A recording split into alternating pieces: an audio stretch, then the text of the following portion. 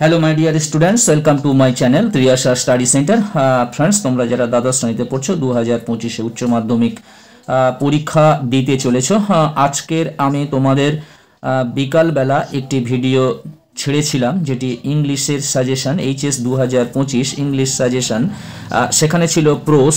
এটি তোমাদের কাছে যাচ্ছে HS 2025 English suggestion poem last minute suggestion, অর্থাৎ তোমাদের যে কবিতাগুলি আছে কবিতাগুলির যে ইম্পর্টেন্ট প্রশ্নগুলো আছে এই ইম্পর্টেন্ট প্রশ্নগুলি আমি তোমাদের আরও একবার মনে করিয়ে দিই। যদিও আমি তোমাদের অধ্যায় ভিত্তিক দিয়েছিলাম, এইবারে সেইগুলো আমি তোমাদের কোন প্রশ্নটি ইম্পর্টেন্ট তারপরে কোন প্রশ্নটি ইম্পর্টেন্ট এরকম পরপরভাবে আমি অ্যারেঞ্জ করে 1 থেকে 8টি প্রশ্ন তোমাদের প্রথম চান্স, তোমাদের ফার্স্ট চান্সে রেখেছি, প্রথম সুযোগ। এই প্রশ্নগুলির উত্তর তোমরা খুব ভালো করে তৈরি করো। বিশেষ করে দেখতে পাচ্ছ স্টার দেওয়া রয়েছে 1, 2, 3, 4, 5টি প্রশ্ন খুব ভালো করে করো, তাহলে তোমরা এর থেকে আশা করি 2টি প্রশ্ন কমন পেতে পারো। কেন? অবশ্যই তোমরা কমন পেয়ে যাবে বন্ধুরা। আর একটা কথা বলি, তোমাদের যে ড্রামাটি আছে, ড্রামাটি যে কয়েকটি প্রশ্ন ইম্পর্টেন্ট প্রশ্ন আমি তোমাদেরকে কালকেরই সাজেশনটা দিয়ে দেবো ড্রামারই, তাহলে ইংলিশের যে তোমাদের 6 মার্কসের দেওয়া লাস্ট মিনিট সাজেশনটা শেষ হয়ে যাবে।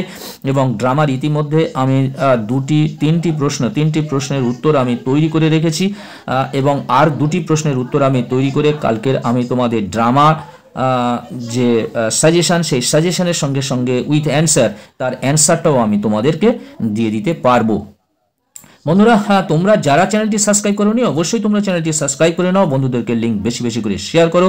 কারণ আমার একটি অসুবিধা থাকার জন্য আমি তোমাদের কাছে লাইভে আসতে পারছি না। অনেকবার বলেছি লাইভে আসবো, কিন্তু আমার স্টাডি রুমের কাজ চলছে, স্টাডি রুমটা ঠিকঠাক হয়ে ওঠেনি, যার জন্য আমি লাইভে আসতে পারছি না।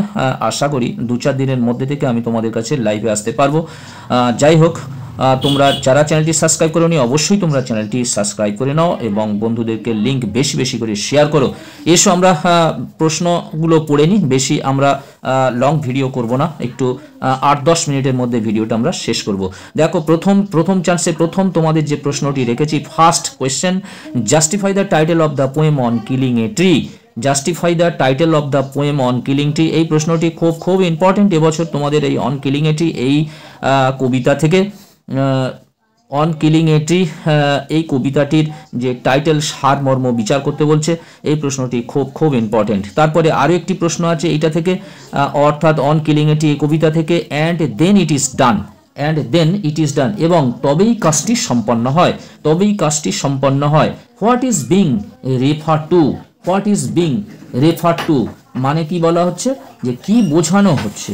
What is being refer to, এই and then it is done, তখন এটা সম্পন্ন হয়। এর থেকে what is being refer to, এর থেকে কি বোঝানো হচ্ছে। তারপরে দেখো হাউ ইট ইজ ডান, কেমন ভাবে এটা সম্পন্ন হয় বা কেমন ভাবে এটা করা হয়ে থাকে। On what tone does the poem end, তারপরে মানেটা কি বলছে, যে কবিতাটি কোন সুরে শেষ হয়। On what tone does the poem end, কবিতাটি কোন সুরে বা কোথায় গিয়ে শেষ হয়। এখানে টোন কথাটা বলা হয়েছে, মানে কথাটা বলা হচ্ছে যে কোন সুরে এই কবিতাটি গিয়ে শেষ হয়। তাহলে 1, 2 খুব ইম্পর্টেন্ট প্রশ্ন, এবং 3 দাগেরটাও খুব ইম্পর্টেন্ট প্রশ্ন। 3 দাগেরটা তোমাদের অ্যাসলিপ ইন দ্য ভ্যালি থেকে দেওয়া আছে। এই কবিতারও প্রথম প্রশ্ন দেওয়া হয়েছে, justify the title of the poem asleep in the valley or gave a substance of the poem asleep in the valley. তাহলে অন কিলিং এ ট্রি এবং অ্যাসলিপ ইন দ্য ভ্যালি এই 2টি কবিতা থেকে তোমাদের সারমর্ম, অর্থাৎ টাইটেল বা central idea of the poem very important তোমাদের আসতে চলেছে। তারপরে দেখো 4 দাগের প্রশ্ন, how does the poet express the futility of war through the poem asleep in the,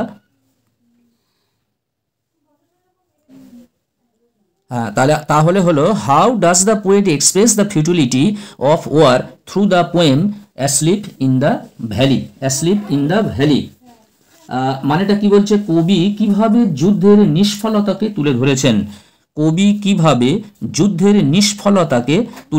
futility of war মানে যুদ্ধের নিষ্ফলতাকে কবি কিভাবে বর্ণনা করেছেন, পোয়েট এক্সপ্রেস বর্ণনা করেছেন বা তুলে ধরেছেন, through the poem asleep in the valley, সরাসরি এই অ্যাসলিপ ইন দ্য ভ্যালি কবিতাতে।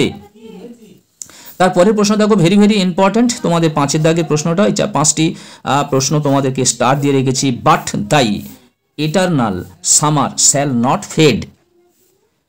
দেখো এর মানেটা আমরা জেনে নিই। But thy eternal summer shall not fade, কিন্তু তোমার এই চিরন্তন গ্রীষ্ম কখনো ফুরাবে না। তোমার এই চিরন্তন গ্রীষ্ম কখনো মলিন হবে না বা কখনো ফুরাবে না। এমনি ফেড মানে কি? ফেড মানে হচ্ছে মলিন হওয়া, বিবর্ণ হওয়া, অর্থাৎ এখানে কবি বলছে ফুরোবে না। হু is being refer to as দাই, এখানে তোমার বলতে কার কথা বলা হয়েছে? দাই মানে THY, দাই মানে তোমার, অর্থাৎ who is being refer to as thy, thy বলতে এখানে কাকে বোঝানো হয়েছে? What is meant by eternal summer, চিরন্তন গ্রীষ্ম বলতে কি বোঝানো হয়েছে? Why shall not thy eternal summer fade, কেন তোমার এই চিরন্তন গ্রীষ্ম ফুরবে না? কেন তোমার এই চিরন্তন গ্রীষ্ম ফুরাবে না? এই প্রশ্নটি খুব ইম্পর্টেন্ট বন্ধুরা, তোমরা খুব ভালো করে এটা তৈরি করবে। 5টি, এই প্রথম থেকে 5টি প্রশ্ন আমি স্টার দিয়ে দিলাম। 8টি প্রশ্ন যদিও তোমাদের ফার্স্ট চান্সে রেখেছি, তার মধ্যে থেকেও 5টি প্রশ্ন আমি স্টার দিয়ে দিলাম। 5টি প্রশ্ন খুব ভালো করে তোমরা তৈরি করবে। এরপরে দেখো 6 দাগের প্রশ্ন। He takes the lead, he takes the lead, who takes the lead, when does he takes the lead, how does he take the lead. সহজ আছে, তাহলে হি টেক্স দ্য লিড, এরপরে তোমার আরও শব্দ এখানে লাইনটা পুরো শেষ করতে পারে, কিংবা হি টেক্স দ্য লিড এই কথাটা বলে দিয়ে ছেড়ে দিতে পারে হু টেক্স দ্য লিড, বা তোমাদের এরকম দিতে পারে হি takes the lead in summer luxury. তারপরের শব্দটা এখানে জোড়া হয়নি, যাই হোক তোমাদের এটিও দিতে পারে, এবং এরপরে যে 3টি শব্দ আছে সেটিও জুড়তে পারে। হি takes the lead in summer luxury, এখানে বলা হচ্ছে সে নেতৃত্ব বহন করে গ্রীষ্মের বিলাসিতায়, সে নেতৃত্ব বহন করে গ্রীষ্মের বিলাসিতায়, মানেটা এইরকম হয়, অর্থাৎ এখানে হি টেক্স দ্য লিড অর্থাৎ সে নেতৃত্ব বহন করে। হু টেক্স দ্য লিড, কে নেতৃত্ব বহন করে? When does he takes the lead, সে কখন নেতৃত্ব বহন করে? How does he take the lead, সে কেমনভাবে নেতৃত্ব বহন করে। এটা তোমাদের যে পোয়েট্রি অফ আর্থ এই কবিতা থেকে এই লাইনটা দেওয়া হয়েছে। তারপরে দেখো 7 দাগের প্রশ্ন দেখো, how does Shakespeare compare the beauty of his friend to that of a summer's day in sonnet number 18। How does the Shakespeare, কেমনভাবে শেক্সপিয়ার, কবি শেক্সপিয়ার, কম্পেয়ার দ্য বিউটি সৌন্দর্যের তুলনা করেছেন, of his friend to that of a summer, তার বন্ধুকে একটা গ্রীষ্মের দিনের সঙ্গে, অফ এ সামার্স ডে একটা গ্রীষ্মের দিনের সঙ্গে, ইন সনেট নম্বর 18-এ, অর্থাৎ শ্যাল আই কম্পেয়ার দি এই কবিতাতে। তাহলে এই প্রশ্নটিও ভালো, যদিও তোমাদের 5টা পর্যন্ত আমি স্টার মেরে দিয়েছি, তো এটুকু করবে। তারপরে দেখো 8 দাগের প্রশ্ন, what picture of summer is presented in the poetry of earth. Poetry of earth কবিতায় হোয়াট পিকচার অফ সামার, গ্রীষ্মের কি ছবি প্রতিফলিত হয়? How has it been carried on to the picture of winter, এবং কেমনভাবে সেই ছবিগুলো শীতের প্রতিচ্ছবিতে পরিণত হয় বা শীতের ছবিতে বয়ে নিয়ে আসে। যাই হোক, এই 8টি প্রশ্ন তোমরা খুব ভালোভাবে তৈরি করবে। এছাড়াও তোমাদের আমি আরও এইদিকে 3টি প্রশ্ন, তোমরা যারা আগের ভিডিওতে আমি বলেছি তোমরা যারা ভালো পড়াশোনায় ইংরাজি তোমাদের শেখার ইচ্ছা আছে, তোমরা আরও 3টি প্রশ্ন একটু পড়ে যাবে। দেখো 9 দাগের প্রশ্নটা রেখেছি, the humming insect don't disturb rest, who rest and where, কে বিশ্রাম নিচ্ছে এবং কোথায়? Why is the rest not disturbed by the insect, কেন পতঙ্গদের দ্বারা ডিস্টার্ব করতে, তার বিশ্রামকে বিরক্ত করতে বলা হচ্ছে। তারপরে দেখো what do the rough wind do, এটা তোমাদের হচ্ছে কি অ্যাসলিপ ইন দ্য ভ্যালি থেকে দিয়েছি, এটা এক্সট্রা প্রশ্ন, অতিরিক্ত প্রশ্ন দিয়েছি। What do the rough wind do, what does summer lease suggest, how does the poet suggest that the beauty of his friend shall never fade, এটা শ্যাল আই কম্পেয়ার দি এটা থেকে দেওয়া হয়েছে।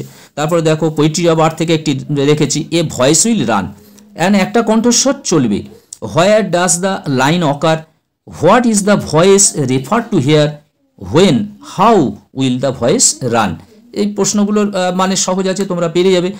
তাহলে তোমরা প্রথম থেকে 8টি যে প্রশ্নগুলি খুব ভালো করে অবশ্যই তোমরা তৈরি করবে।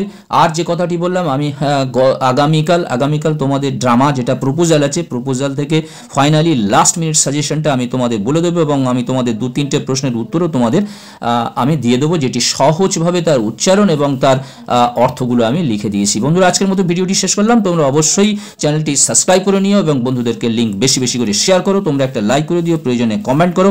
পরপর লাস্ট মিনিট সাজেশন এখন চলতে থাকবে। প্রত্যেকটি সাবজেক্ট আমি দেবো, শুধু একটু সময়ের অপেক্ষা, একটা করে তো দিতে হবে, সেই জন্য একটু সময়ের অপেক্ষা তোমরা করো। আজকের মতো ভিডিওটি শেষ করলাম। আশা করি তোমাদের সবাইয়ের পরীক্ষা ভালো হবে। তোমরা সবাই ভালো থাকো, সুস্থ থাকো। তোমাদের জন্য রইল শুভকামনা। All the best.